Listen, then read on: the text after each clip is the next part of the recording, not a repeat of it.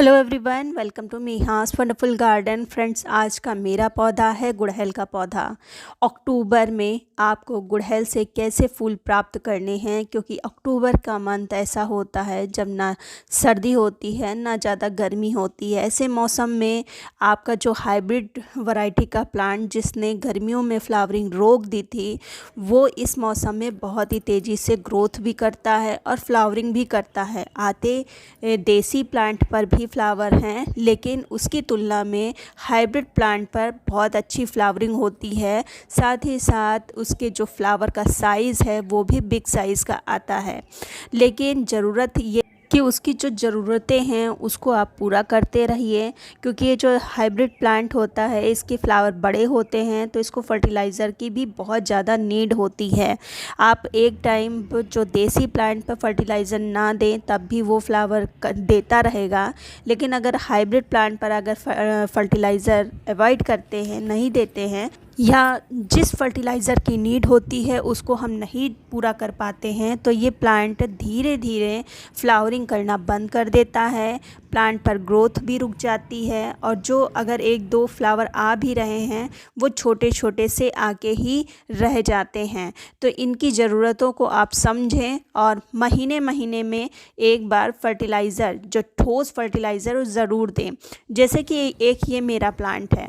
Plant अपनी condition पत्तियों से ही बता देता है कि मेरे अंदर कुछ प्रॉब्लम है या मुझे इस चीज़ की ज़रूरत है। जैसे कि आप मेरा एक प्लांट देखिए, कलियां देखें सभी पर आई हुई हैं, हर ब्रांच पर आपको कलियां नज़र आ रही होंगी, लेकिन जो फ्लावर खिलता है वो बहुत ही छोटा छोटा सा खिलता है, और प्लस जो पत्तियां हैं वो लटकी हुई सी हैं। प्लांट पर बिल्कुल ऐसा लगता है कि रौनक नहीं है। प्लांट यही जो प्लांट था बरसात में बहुत अच्छी फ्लावरिंग कर रहा था, लेकिन अब ये कंडीशन, अगर प्लांट की ऐसी कंडीशन हो जाती है और ध्यान नहीं देते हैं तो यही प्लांट धीरे धीरे ख़राब होने लगता है। साथ ही साथ जब ये डबल पेटल या पंचमुखी हिबिस्कस होते हैं तो उनको ज़्यादा नीड होती है फर्टिलाइज़र की। जैसे इस तरह का अगर कोई फ्लावर है तो इतनी नीड नहीं होती, आप महीने 2 महीने में ठोस फर्टिलाइज़र दीजिए, काम करता रहेगा, फ्लावर देता रहेगा। लेकिन ये जो पंचमुखी हिबिस्कस होते हैं उनको फ्लावर खिलाने के लिए ज़्यादा न्यूट्रिएंट की ज़रूरत होती है, ज़्यादा फर्टिलाइज़र की ज़रूरत होती है। तो आपको महीने में एक बार अच्छी खासी मात्रा इस पे देनी होती है। तो वही मैं आज करने जा रही हूँ। तो सबसे पहले तो हम इसकी मिट्टी हम निकाल लेते हैं, और मैंने इसको लगभग सितंबर से कुछ भी नहीं दिया है। मैंने वही बरसात में लास्ट अगस्त में ही इसको फर्टिलाइज़ किया था, तब से मैंने इसमें ठोस फर्टिलाइज़र नहीं दी है। हालांकि लिक्विड मैं देती रही हूँ बनाना पील का फर्टिलाइज़र, लेकिन जो लिक्विड होते हैं वो तुरंत निकल जाते हैं, तो मुझे ठोस फर्टिलाइज़र इस पे देना है। तो आप भी देख सकते हैं कि मैं कौन कौन सा ठोस फर्टिलाइज़र अपने हिबिस्कस को देती हूँ जिससे इतनी अच्छी फ्लावरिंग होती है। तो वही आप भी दे सकते हैं। और देख रहे हैं कलियाँ सब पर बनी हुई हैं और लगातार ये फ्लावरिंग कर भी रहा है, लेकिन प्लांट की कंडीशन दिन पर दिन ख़राब होती जा रही है। तो अगर समय रहते ध्यान ना दिया जाए प्लांट पर तो वही कंडीशन और बहुत ज़्यादा ख़राब होने लगती है, फिर प्लांट को संभाल पाना मुश्किल है। तो जैसे ही हम खुरपी लगाते हैं तो हम देखते हैं कि सारी जो रूट्स हैं वो कट रही हैं, मतलब कि देख रहे हैं सब रूट है। तो मतलब कि प्लांट की जो रूट है वो बाउंड हो चुकी है। मैंने इसकी रिपोर्टिंग फरवरी में की थी, रूट कट करके नई मिट्टी के साथ में। तो साल में 2 बार कायदे से रिपोर्टिंग करनी चाहिए, लेकिन मैं एक बार फरवरी में ही रिपोर्टिंग इसकी रूट कट करके करती हूँ। बाकी महीने महीने में मैं इस तरह से ऊपर की मिट्टी निकाल के और अच्छे से फर्टिलाइज़ करती हूँ। मैं बार बार रिपोर्टिंग इसकी नहीं करती हूँ। तो इस तरह से हम लगभग 2-3 इंच तक हम इसकी मिट्टी निकाल लेंगे, और अगर रूट्स इस प्रोसेस में कट रही हैं तो कोई प्रॉब्लम की बात नहीं है, और थोड़ा बहुत तो रूट कटेगी ही। और वैसे भी जब हम इसकी रिपोर्टिंग करेंगे तब भी तो रूट कटती है, लेकिन ये जो मौसम होता है अक्टूबर का, वो उसमें कोई प्रॉब्लम नहीं होती।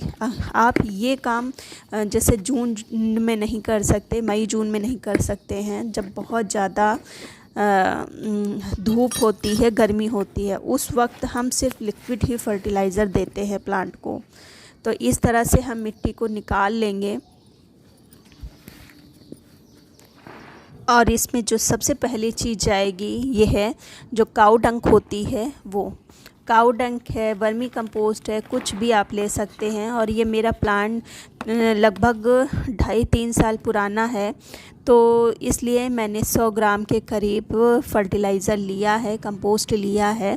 आप प्लांट के हिसाब से ही लीजिएगा, अगर प्लांट छोटा है तो कम लें, अगर बड़ा प्लांट है तो ज़्यादा लें। फिर जो दूसरी चीज़ है ये है माइक्रोन्यूट्रिएंट। हिबिस्कस के प्लांट के लिए माइक्रोन्यूट्रिएंट बहुत ही ज़्यादा ज़रूरी है, क्योंकि जो फ्लावर हैं ये बड़े साइज़ के खिलते हैं, और इसकी जो ये हम नहीं डालते ना हिबिस्कस पर, तो जो पत्तियां हैं वो हल्की सी पीली पीली सी होने लगती हैं, और फ्लावर भी जो कली है वो बिना फ्लावर खिलाए ही ड्रॉप हो जाती है। तो कई कमेंट्स आते हैं कि मेरी कलियां पूरी ओपन नहीं होती हैं, तो ये माइक्रोन्यूट्रिएंट की ही कमी से होता है। जो तीसरी चीज़ हमने ली है ये है red potash. Red potash hibiscus के प्लांट के लिए बहुत ही ज़्यादा ज़रूरी है, और इसको बहुत ज़्यादा पसंद भी है। इसकी कमी से कलियां पूरी तरह से ओपन नहीं होती, साथ ही साथ प्लांट आपका बीमार बना रहता है। तो इम्यूनिटी को भी बूस्ट करता है रेड पोटास। इसको हमने लिया है। 3 चीज़ें मैंने अभी तक डाली हैं। जो चौथी चीज़ जाएगी वो हिबिस्कस के प्लांट के लिए और साथ ही साथ रोज़ के प्लांट के लिए इस मौसम में बहुत ही ज़्यादा ज़रूरी है। रूट मैंने आगे यहाँ ऊपर की कट करी है, तो प्लांट को शॉक नहीं लगेगा, क्लोरोफिल की जो प्रक्रिया है उसको बढ़ा देगा। तो ये है मैग्नीशियम सल्फेट, जिसको एप्सम साल्ट भी कहा जाता है। तो ये हमने लगभग 5 ग्राम के करीब डाला है, और बहुत अच्छा काम करता है। खासकर प्लांट पर जब हम नया प्लांट लगाते हैं या प्लांट की रूट कट करते हैं, तो उस वक्त एप्सम साल्ट जो शॉक लगता है प्लांट को, उस शॉक से प्लांट को बचाता है। फिर इसको डालने के बाद हमने जो मिट्टी निकाली थी उसको डाल देंगे। अगर आपके पास फ्रेश मिट्टी है तो आप उसको यूज़ कर सकते हैं, और फिर हम पानी दे देंगे। अगर मिट्टी मॉइस्ट है तो हल्का सा पानी आप स्प्रे कर दीजिए, अगर मिट्टी ड्राई है ज़्यादा तो खूब भर के पानी दीजिए। अब बात कर लेते हैं इसको डालने के बाद हम और क्या करेंगे। तो इसको डालने के बाद लगभग 5-6 दिन के बाद हम लिक्विड फर्टिलाइज़र फिर से चालू करेंगे। लिक्विड फर्टिलाइज़र हम कौन सी देंगे, तो जो मैंने अभी रिसेंटली बताया है उस फर्टिलाइज़र को दीजिए। सर्दियों में आपका प्लांट कभी भी शॉक में नहीं जाएगा, डॉर्मेंट नहीं होगा, छुटपुट फ्लावरिंग करता रहेगा। बहुत ही इफ़ेक्टिव फर्टिलाइज़र है, प्लांट पर की जो रूट को गर्माहट देगा। अगर उस फर्टिलाइज़र को आप सर्दियों भर 7-7 दिन पर देते रहेंगे तो आपके हिबिस्कस में पीली पत्तियां नहीं होंगी। अक्सर बरसात में ठंड की वजह से हिबिस्कस पर पीली पत्तियां होने लगती हैं, तो उस फर्टिलाइज़र से आपका प्लांट बचा रहेगा। तो उसको मैं आई बटन पे लगा दूंगी, देख सकते हैं। तो प्लांट पर आप सॉलिड फर्टिलाइज़र दीजिए, और लिक्विड जो मैंने बताया उसको भी डालते रहिए। 100% आपके प्लांट पर फ्लावरिंग होगी। उम्मीद करती हूँ वीडियो अच्छा लगा होगा। अगर अच्छा लगा है तो लाइक कर दीजिए, सब्सक्राइब कर लीजिए।